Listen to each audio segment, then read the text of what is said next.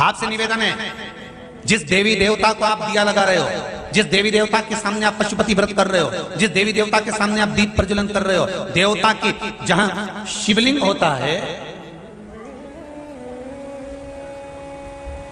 ये शिवलिंग, ये जलाधारी, ये शिवलिंग रखा है। कई माताओं की आदत होती है, कई भाइयों की आदत होती है कि जहां, स्पीकर बंद होगा सर, जहां शिवलिंग होता है, रिटर्न बंद है, जहां शिवलिंग होता है तो वहां जहां शिवलिंग रखा हुआ है कटी में, जहां शिवलिंग रखा हुआ है कटी के अंदर, जहां शिवलिंग का भाग उस जलाधारी पर रखा हुआ है, तो वो जलाधारी पर जहां रखा है, ये मां जगत जननी जगदम्बा है, माता पार्वती जी का हस्त कमल है। और आप लोग दिया कहां रख देती हो? कई माताएं दिया रख देती है, जहां शिवलिंग है तो उसके आसपास में जो गोल जलाधारी है उसी पे दिया रख देती है, जला जला जला। नहीं भाई, बहुत ध्यान रखिए महाराज, बहुत ध्यान रखो जरा, बहुत ध्यान रखिए आप उस चीज का कि ये जो दिया आपने रखा है, जो ये दिया आप रख रही हैं, इस दिए को उस जलाधारी से आपको थोड़ा दूर रखना, भगवान के करीब नहीं, भगवान को लगना नहीं चाहिए। श्रीफल नरियल आप शिवलिंग की इस जलाधारी पर नरियल नहीं रखना है आपको। जो विराम उद्यापन करते हो आप लोग, पशुपति व्रत का जो नरियल है, भेंट है, वो शिव जी को छुआकर नीचे, ना इस जलाधारी पर नहीं रखना है, शिवलिंग पर नहीं रखना है, उसको छुआकर जलाधारी से दूर रखिए। आपने अगर जलाधारी पर रखा है तो उसका फल आपको नहीं मिल सकता, उसका फल बहुत बहुत ध्यान देना। पूजन पाठ में आप स्मरण में महाराज, पूजन पाठ और स्मरण में अगर आप ध्यान देंगे तो आपको पूजन का फल पूर्ण मिलेगा। पूजन का फल जब मिलता है तो आपके पूजन का क्रम श्रेष्ठ है।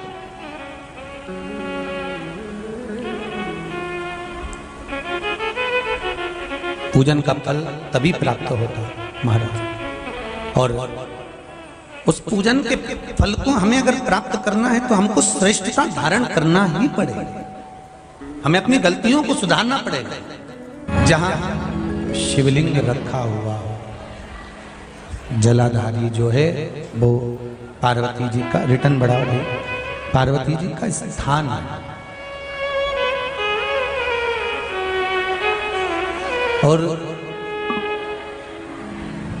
उस जलाधारी पर कोई वस्तु, शक्कर ले जाओ या मीठा ले जाओ या आप कोई सामग्री लेकर जा रहे हो तो वो जलाधारी पर नहीं रखना। कहां रखना है आपको? उससे दूर। दिया कहां लगाना है? जलाधारी से भी दूर। फूल चढ़ाओ, पत्ती चढ़ाओ, अक्षत चढ़ाओ, मूंग चढ़ाओ, तुम्हारी मर्जी पड़े। जो सामग्री आप भगवान की सेवा की, चंदन, अबीर, गुलाल जो लेकर गए हो वो शिवलिंग पर, जलाधारी पर सब लगाओ, सब चढ़ाओ, इत्र भी चढ़ाओ।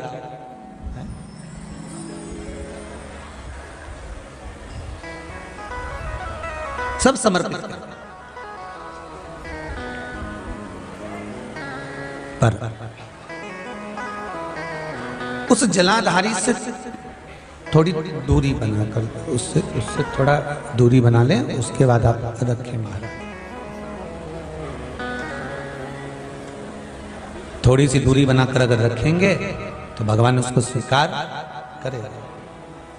जैसे रुद्राक्ष की माला पहन लेने वाला व्यक्ति, गले में अगर एक रुद्राक्ष पड़ा हुआ है या तुलसी की माला पड़ी हुई है, पद्म पुराण के पाताल खंड में अध्याय नंबर 7, अध्याय नंबर 9,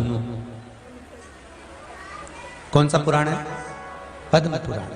कौन सा खंड है? पाताल खंड। पद्म पुराण के पाताल खंड में अध्याय नंबर 7 और 9 में तुलसी और रुद्राक्ष का वर्णन आता है।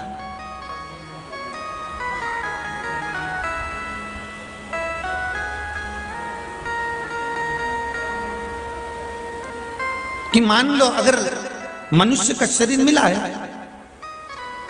और आपके जीवन में कोई आपको गुरु ही नहीं मिला, कोई अच्छा सदगुरु प्राप्त ही नहीं हुआ,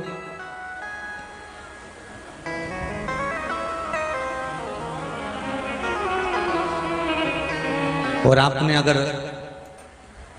गुरु मंत्र भी नहीं लिया हो, गुरु मंत्र भी अगर धारण नहीं किया हो,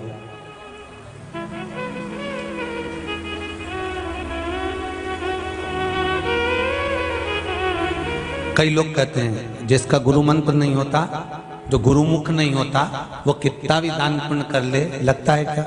जम के बोलो, नहीं लगता।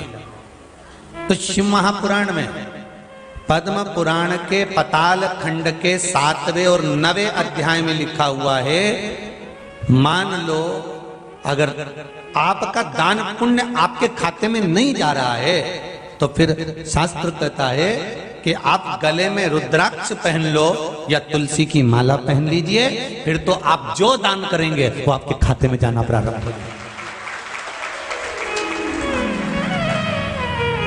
गले में या तो रुद्राक्ष का एक मनका या माला, कुछ भी अगर आपके गले में पड़ी, रुद्राक्ष की एक मनका या एक माला भी आपके गले में पड़ी हुई है, या तुलसी की माला का एक मनका या तुलसी की माला भी आपके गले में पड़ी है, तो उसका फल आपको मिलना प्रारंभ हो जाएगा, उसका फल आपको मिलना प्रारंभ हो जाएगा। हमारा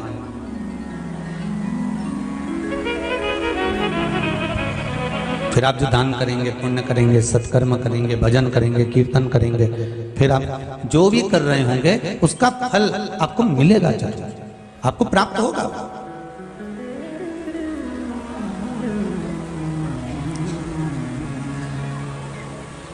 अच्छा, कई लोग कहते हैं गुरुजी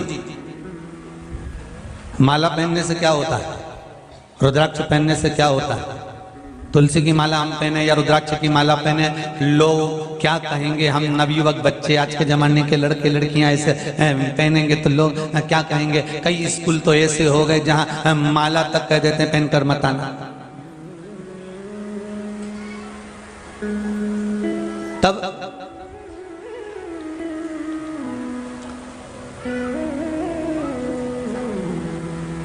भाई, कोई सौभाग्यवती नारी जो होती है ना, मांग में सिंदूर भरती है, बिंदी लगाती है, कई कई नई फैशन की है तो सिंदूर भी नहीं भरती है।